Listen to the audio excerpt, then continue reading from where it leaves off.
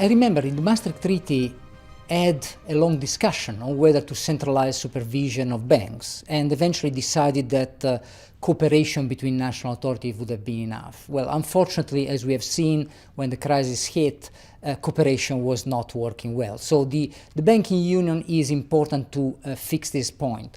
So we were fully aware at the time that there were some aspects which were not developed as much as they could have been from an ideal viewpoint, and those had mostly to do with the financial architecture, the financial stability side of the economic and monetary union, and political union. The main question really is not whether the blueprint will operate sufficiently, but how far and how fast member states are prepared to go along that road. Even a treaty that has never been changed in 20 years needs to some extent to be complemented or a little bit revamped. And from that point of view, it needs to be prepared. And that is why such an initiative is quite important to help to adjust the institutional thinking, if I can call it like that. What I particularly like in the blueprint is that it doesn't stop at the banking union and at fixing the banking side, but also puts it in a broader perspective of what you need to build a truly integrated single market, and especially greater mechanisms for democratic accountability.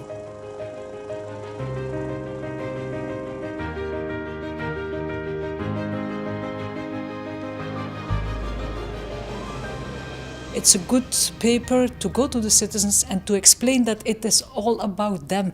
People think that when we are talking about banking union, for instance, the first pillar of this blueprint, that this is to save banks in the interest of the banks. But this is not in the interest of the banks. It's in the interest of the economy, in the interest of enterprises that need money to invest, in the interest of households that need or want also to invest and that want to have a job. The debate about how to contain the current crisis and how to prevent future crises should be relevant for everybody in Europe. It's about jobs, it's about money, it's about taxes in the future. It is important that this type of debate is now brought to citizens, because eventually repairing the single market and the single currency is about generating growth and employment, especially for the young generations.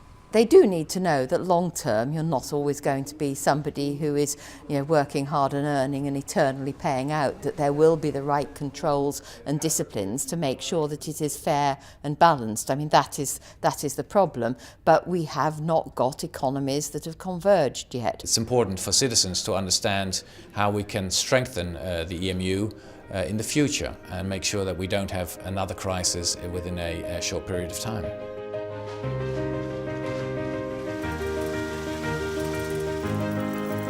We need to have a proper balance between the European level and the national level. Subsidiarity must be the key word. We need to make sure that those things which really have to be addressed at the European level are solved here. For instance, we need to have common rules, including on banking union. A lot of the work that has to be done, a lot of the legislation will have to be EU legislation and therefore also discussed in the European Parliament and decided upon in the European Parliament. Some of the work, for example in the Eurogroup, is between member states and will have to be discussed and controlled and decided upon in the national parliaments. We can't make changes in the EU level without acceptance in member states level, and these changes has to be discussed thoroughly in member states. It's extremely important that we have a well-informed national debate, and that is key for proper deliberation in Europe, and the role of national parliaments is key to that. But at the same time, we need to develop a truly European public sphere, and for that, the type of high-level debate which is sponsored by the European Commission is an absolutely decisive contribution.